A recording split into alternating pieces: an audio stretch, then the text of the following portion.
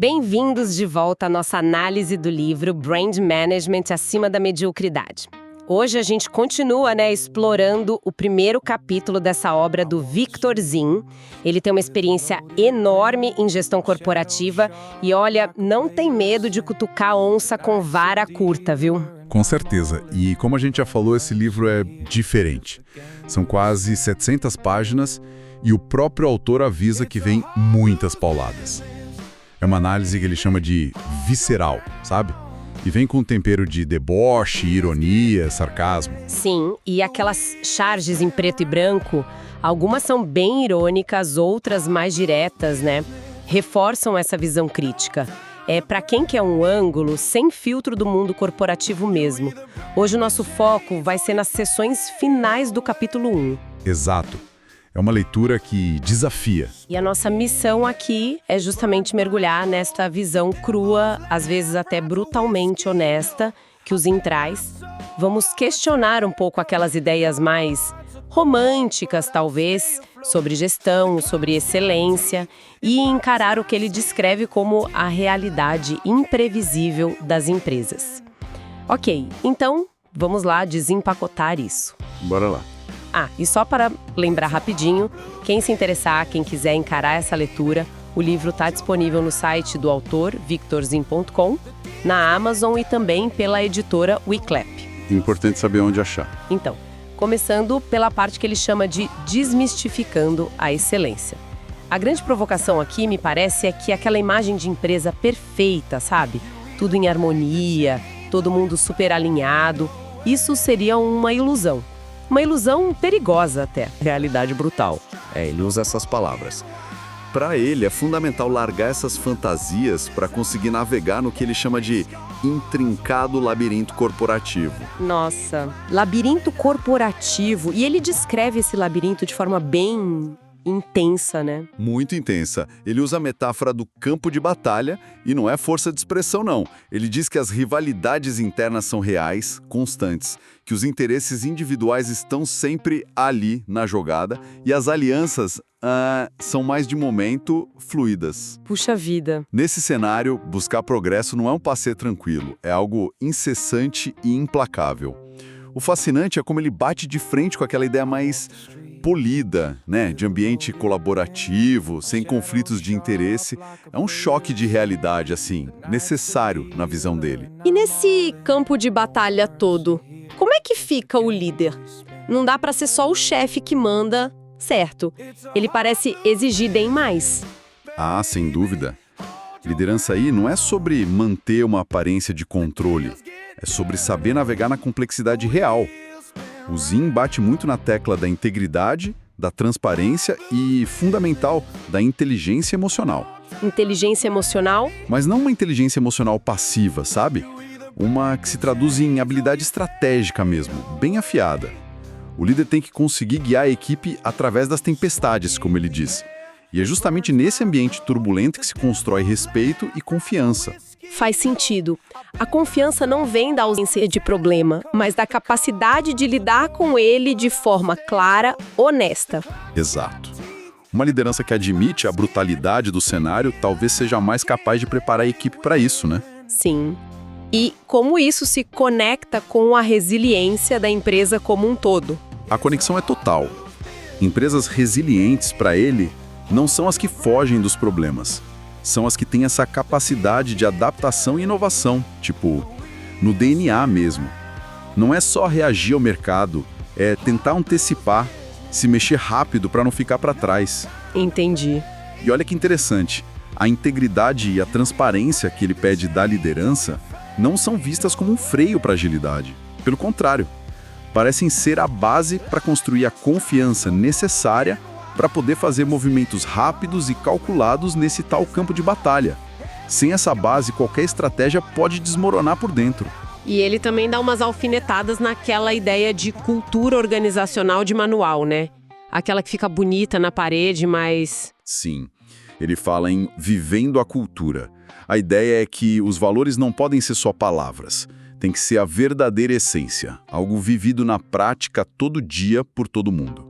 Mas aí vem o desafio, Nesse cenário realista, competitivo que ele pinta, Como garantir que a pressão por resultado não passe por cima desses valores? Parece difícil pra caramba. E é o ponto central da crítica dele. É essa desconexão entre o discurso e a prática. Quando ele fala em viver a cultura, ele está dizendo que os valores só importam se guiarem as decisões de verdade, principalmente quando a coisa aperta. Entendi. Se a cultura não for autêntica, começando lá de cima, ela vira só marketing interno, né? Fica vazia.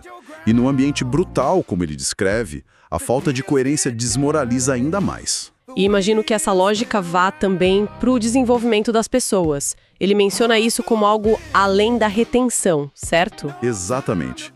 Investir no desenvolvimento do pessoal, na visão dele, não pode ser só uma tática para segurar o talento, tipo uma moeda de troca.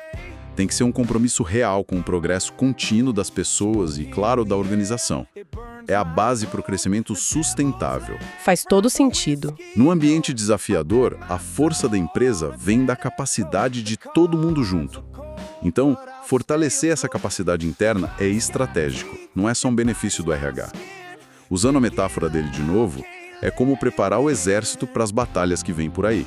Então, resumindo essa parte sobre excelência, a mensagem principal que fica é: esquece a perfeição. A força real não está em não ter falhas, mas na capacidade de aprender sempre, de se adaptar, de superar as dificuldades. É preciso encarar as próprias fraquezas para poder evoluir. Seria isso. Abraçar a imperfeição como parte do jogo. Menos fantasia, mais realidade. Precisamente isso. É trocar aquele idealismo que a gente nunca alcança pela busca pragmática, resiliente por melhorar. Reconhecer a realidade brutal não como um beco sem saída, mas como ponto de partida para construir algo sólido de verdade. E talvez, paradoxalmente, até mais ético e humano, porque parte de uma honestidade básica sobre como as coisas funcionam. Essa necessidade de encarar a realidade, mesmo a mais difícil, nos leva direto para outro ponto crucial que o Zinn discute na sequência, a cooperação.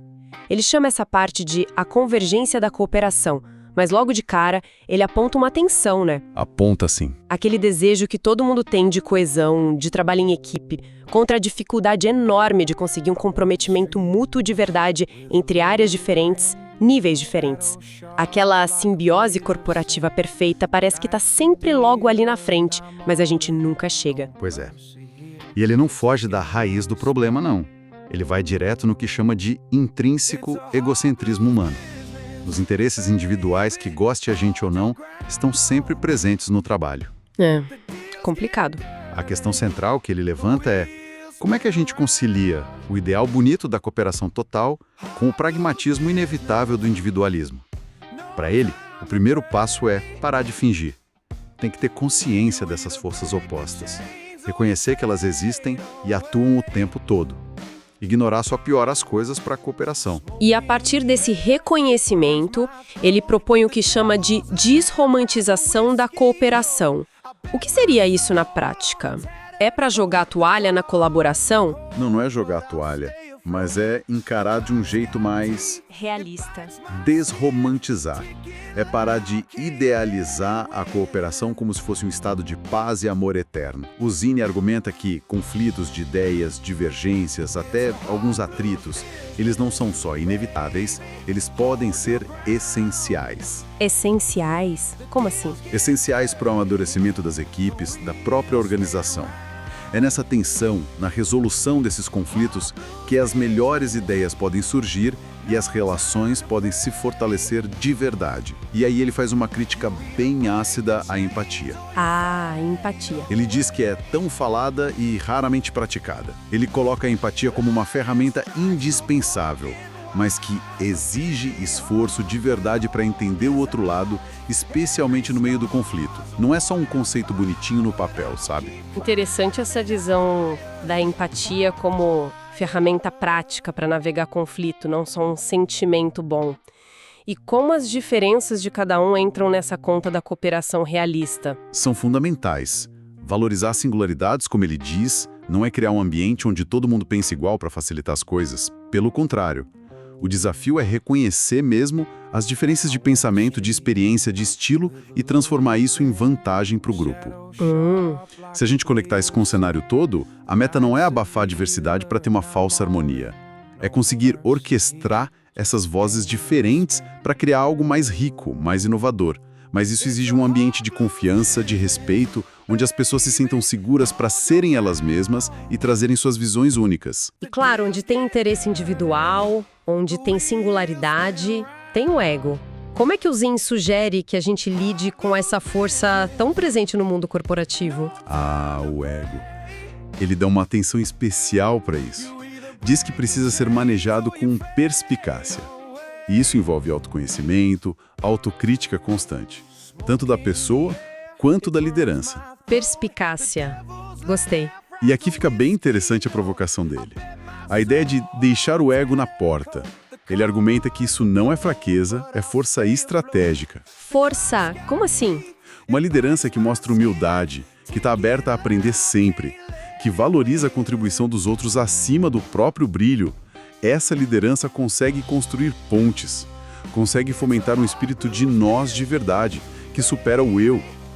Em ambientes super competitivos, isso pode parecer ir contra a intuição, né? Mas ele defende que é essencial para ter colaboração genuína e que dure. Uma força que vem da humildade. É um paradoxo interessante mesmo. E como ele amarra tudo isso no final dessa sessão? Qual o caminho que ele propõe entre o idealismo da cooperação e o pragmatismo do egoísmo? Olha, ele não dá uma receita de bolo, não, o que é bem coerente com a abordagem realista dele. Ele reforça que achar esse equilíbrio entre o individual e o coletivo não é só algo desejável, é uma necessidade para o sucesso da empresa, para a força da marca a longo prazo. Uma necessidade. Essa convergência exige pensar sobre isso o tempo todo, refletir. Ele deixa umas perguntas no ar que são quase um chamado para a responsabilidade de cada um, sabe? Tipo, a gente está mesmo disposto a abraçar essa complexidade toda? A gente está disposto a fazer o esforço consciente para transformar nossas singularidades e nossos egos em algo produtivo para o coletivo? A escolha, ele sugere, tem consequências bem diretas. Ele parece colocar bastante peso na responsabilidade individual, então. Não é só um problema lá da diretoria ou da estrutura da empresa. Exatamente. Ele reforça que essa jornada corporativa exige resiliência, sagacidade e um entendimento profundo da psicologia humana. Não tem manual definitivo. As soluções têm que ser adaptadas para cada lugar, cada situação, mas a verdade nua e crua, como ele gosta de falar, é que o compromisso de cada um é essencial. A famosa verdade nua e crua. A apatia, sabe? Aquela falta de engajamento, a postura de isso não é problema meu, isso corrói a organização por dentro. Ele também faz um contraste direto entre líderes egocêntricos, que acabam minando a colaboração, e líderes que ele chama de altruístas, no sentido de focados no bem do grupo, que alimentam a coesão. Entendi a diferença. No final das contas, ele apresenta uma escolha bem clara. Ou a obstinação focada só no próprio umbigo, ou a busca por colaboração e crescimento junto com os outros. Cada pessoa, em qualquer nível, precisa pensar sobre qual caminho está escolhendo seguir e qual o impacto disso. E para fechar o capítulo, ele volta nesses pilares. Autoconhecimento, compreensão emocional, a necessidade de ir além do próprio ego. E faz questão de dizer que isso não é papo-cabeça ou idealismo barato, né? Sim, ele insiste nisso. Que não são conjecturas idealizadas, mas sim reflexos da realidade concreta e muitas vezes brutal dos negócios. A mensagem final é de preparo. Para navegar nesse ambiente desafiador, tem que se equipar com sabedoria, com resiliência e principalmente com uma compreensão bem afiada da natureza humana, com todas as suas complexidades e contradições.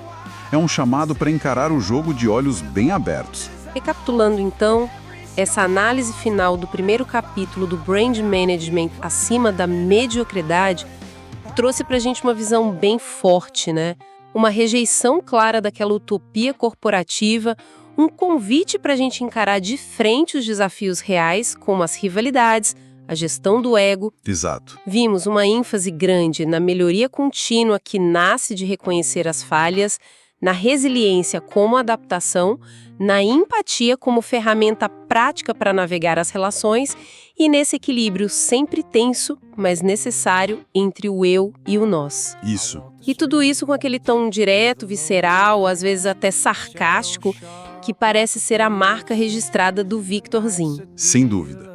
É uma perspectiva que tira a gente da zona de conforto, força a pensar, e talvez pensando em tudo isso que a gente conversou, sobre realismo, sobre encarar as verdades nuas e cruas, fique uma reflexão final interessante para quem está ouvindo a gente. Qual seria? Considerando essa visão desafiadora do Zin, que não dá resposta fácil, qual seria um passo pequeno, sabe? Mas concreto, que alguém poderia dar amanhã mesmo, na sua equipe, na sua função, na próxima reunião, para tentar fomentar um pouquinho mais dessa cooperação genuína, mesmo sabendo das dificuldades.